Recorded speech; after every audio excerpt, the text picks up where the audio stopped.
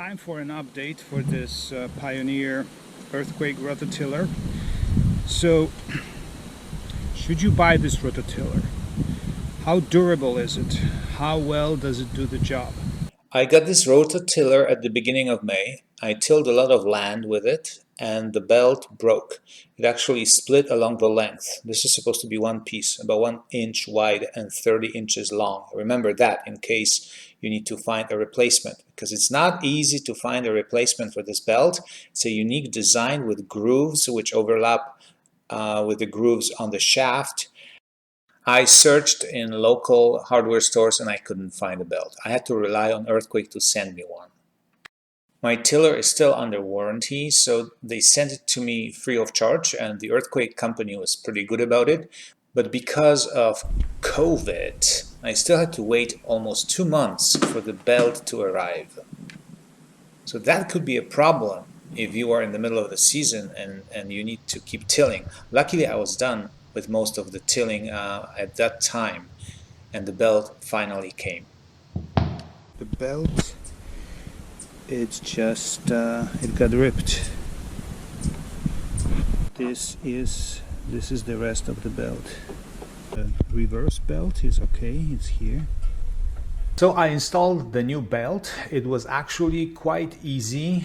First I tried following the instructions, but then I followed the common sense, and it's actually quite straightforward. You take off the wheels and you take off a covering at the bottom of the tiller with a couple of screws on it. It covers the wheel and the engine so that the dirt doesn't go into everything.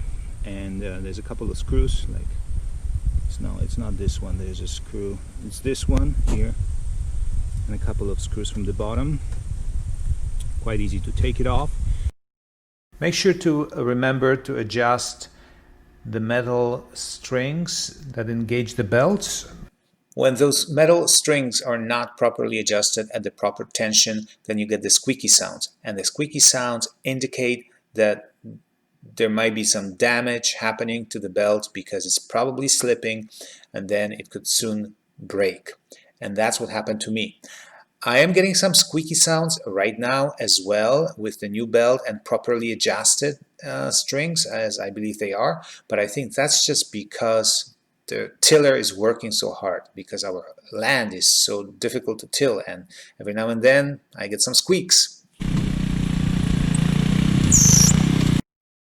This is how the belt is supposed to be arranged. That wheel engages the motion, and that wheel is moved by the lever.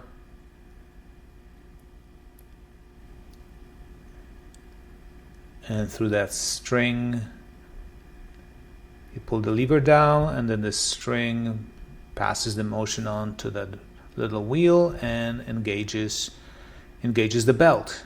And then similarly, you pull up the other lever, and then another wheel engages the reverse belt for the reverse motion.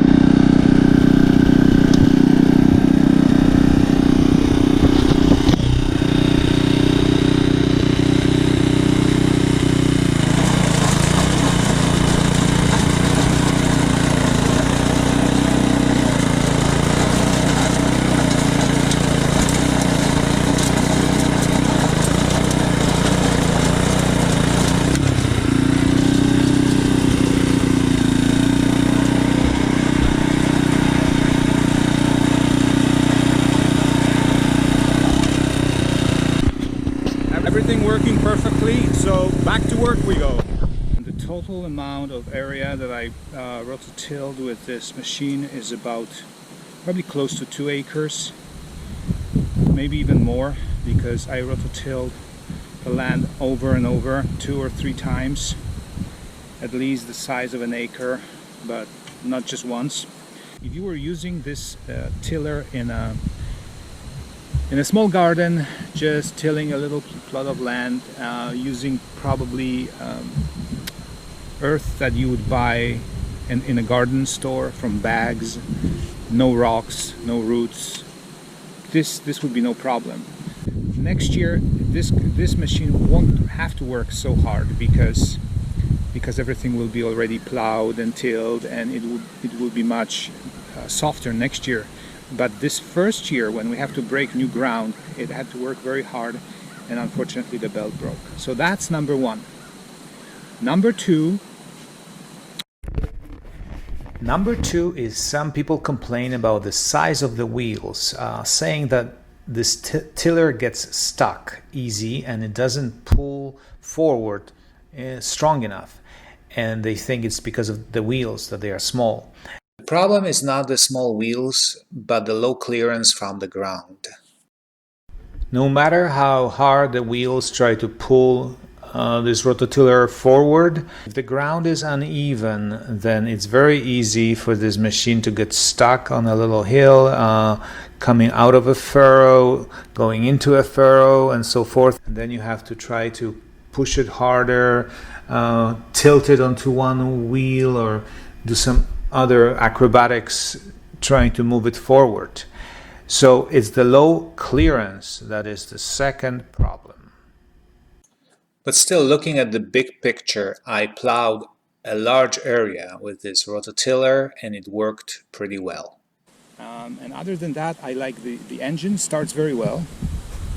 You just flip it over to on here, and it should start at first pull.